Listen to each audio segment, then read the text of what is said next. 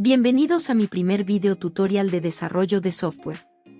Aquí aprenderás a programar, viendo desde sus conceptos básicos hasta conceptos avanzados. Veremos cómo organizar un proyecto informático aplicando ingeniería de software. Construiremos una aplicación desde cero, pasando por las etapas del ciclo de vida del software y finalmente desplegándola en un ambiente productivo.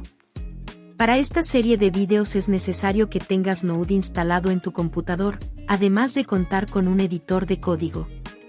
Si llegaste aquí para aprender desarrollo web, móvil, a crear aplicaciones de escritorio, viniste al lugar indicado. Comencemos. Lo primero que haremos será instalar Node. Node es un entorno de trabajo que nos permite desarrollar del lado del servidor con código de JavaScript. Iremos a la página de Node, descargaremos e instalaremos en nuestro computador.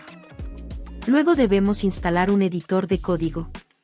A lo largo de estos videos, utilizaré el editor de código llamado Visual Studio Code, ya que este cuenta con una terminal integrada, extensiones que nos facilitarán nuestro trabajo, entre otras ventajas. También necesitamos instalar Git en nuestro computador. Git es un sistema de control de versión en donde organizaremos nuestros desarrollos de forma ordenada. Ya instaladas nuestras aplicaciones, abriremos nuestro editor de código. Crearemos nuestro primer archivo llamado tipos de variables.js. Esta extensión quiere decir que el contenido de nuestro archivo corresponde a código de JavaScript. La programación en resumen son instrucciones que nosotros le damos al computador mediante un lenguaje. El lenguaje que usemos es independiente de la programación, cada lenguaje sirve para algo en específico pero la programación sigue siendo la misma. En este video tutorial aprenderemos a programar con código de JavaScript. Lo primero que veremos serán las variables. Siempre que escribimos código y le damos instrucciones al computador, nosotros ocupamos pequeños espacios de memoria para almacenar datos. Para poder usar estos pequeños espacios de memoria nosotros debemos usar el concepto de variable, en donde nosotros declararemos una variable y le asignaremos un valor, siendo este valor el que usaremos en memoria mientras nuestra aplicación se ejecuta. En JavaScript, podemos declarar variables de tres formas.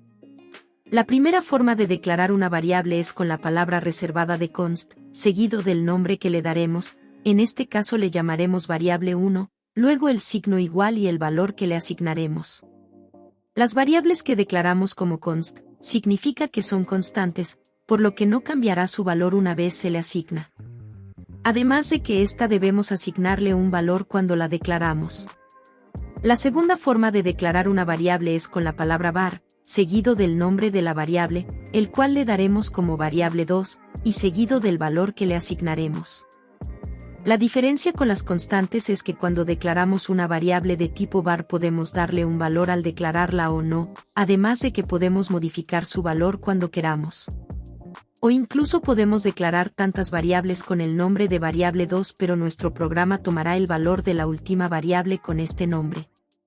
Y la tercera forma de declarar una variable es con la palabra let.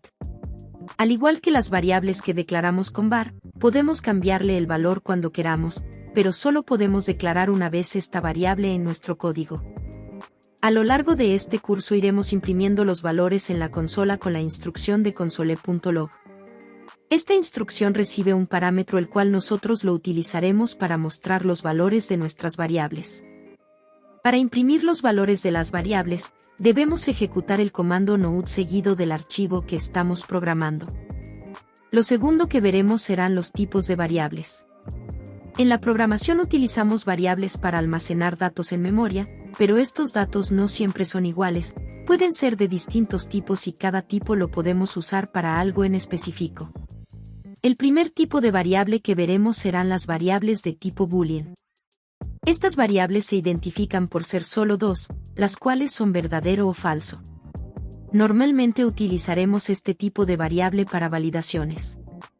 El segundo tipo de variable que veremos serán las variables nulas. Si bien en la programación podemos declarar variables, también podemos tener variables con valor nulo. Normalmente cuando evaluamos datos, y estos no vienen, quedan como variables nulas. El tercer tipo de variable que veremos serán las variables undefined. Estas variables quedan como indefinidas, a diferencia que la de tipo nulo, el valor aquí sí existe pero es indefinido. El cuarto tipo de variables serán las de tipo number. Este tipo de variables son de tipo numérico en donde manejaremos solo números. El quinto tipo de variables son las variables de tipo string. Estas variables son en las que almacenaremos textos. El sexto tipo de variables son de tipo object. Aquí podemos declararlas como new object y dentro de esta clase darle un valor. El valor que le podemos dar a object puede ser cualquiera. Un objeto puede tener distintos tipos de propiedades o valores. Nosotros declararemos las variables de tipo object sin el new object. A las variables también podemos asignarles funciones. Las funciones son un conjunto de instrucciones las cuales pueden devolver un resultado. Y por último tenemos a las variables de tipo array. Los arrays, o arreglos, son una lista de variables, las cuales pueden ser de algo en específico, como de objetos. Los arreglos son como cajitas en donde guardaremos datos. Estas cajitas tienen un orden, un largo, las cuales están definidas dependiendo de su contenido. Por ejemplo, si tomamos una caja y empezamos a guardar libros, cada libro quedará en una posición dependiendo en el orden que se guarde. Este mismo concepto se aplica para los arreglos. Por ejemplo, si a un arreglo le empezamos a agregar objetos. Cada objeto que agreguemos quedará al final de cada uno. Los arreglos empiezan desde la posición 0, quedando el primer objeto en la posición número 0, el segundo objeto en la posición número 1, el tercero en la posición 2, y así sucesivamente. Luego imprimiremos nuestros valores, verificando cada uno de los datos que les asignamos a nuestras variables. Para saber a qué tipo de variable corresponde cada una, podemos agregar la palabra reservada de typeof antes de la variable. Esta función nos retornará el tipo de variable a la que pertenece. Lo próximo que veremos serán los operadores. En la programación siempre tenemos que realizar operaciones en donde resolvemos problemas matemáticos, realizamos operaciones de comparaciones, entre otras acciones. Para poder realizar estas acciones, utilizaremos los operadores, los cuales se dividen en operadores de asignación, de comparación, aritméticos, lógicos, entre otros. Los operadores de asignación corresponden a los operadores que usaremos para asignarle valores a las variables, ya sea con el signo igual, o con el signo más, seguido de igual, u otros. Los operadores de comparación son operadores que utilizaremos para realizar validaciones y los más comunes son los operadores de igual, exacto, desigual, menor o igual, mayor o igual. Los operadores aritméticos son operadores de incremento, decremento, o residuo de un valor. Los operadores lógicos son operadores que utilizaremos en validaciones, o cuando tengamos más de un valor. Los operadores condicionales son operadores que funcionan en base a una condición y esto define el valor de una variable. Lo siguiente que veremos serán las funciones. En la programación tenemos las funciones, las cuales son un segmento en donde por código le podemos dar alguna acción a la función que se declara. Esta función puede ser llamada y realizar dicha operación. Las funciones pueden recibir un valor como no hacerlo. De igual manera, las funciones pueden retornar un valor como no hacerlo. Aquí haremos el ejemplo más común, una función llamada sumar que recibe como parámetros a y b. Esta función realizará la suma de ambos parámetros de entrada retornando su resultado. Podemos llamar e imprimir esta función pasando distintos parámetros. Normalmente utilizamos las funciones para que nuestro código ejecute acciones repetitivas. Esta es una forma de reutilizar nuestro código. Por último veremos las clases. En la programación, aplicaremos el concepto de programación orientada a objetos, en donde todo es un objeto. Los objetos tienen propiedades, tienen funciones, nombre, entre otras cosas.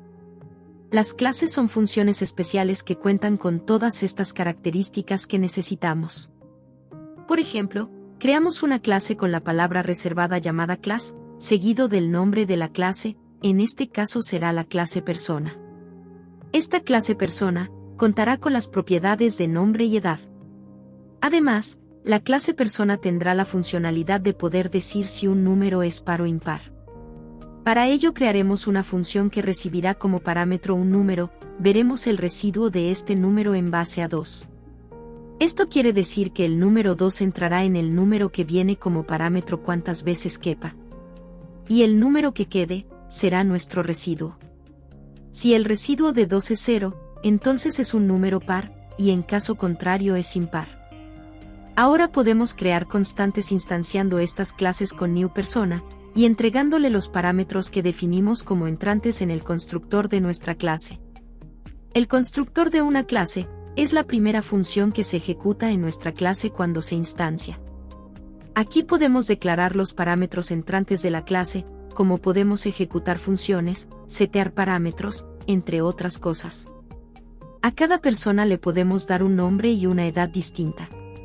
Siendo estas dos constantes una clase de persona, pero con distintas propiedades.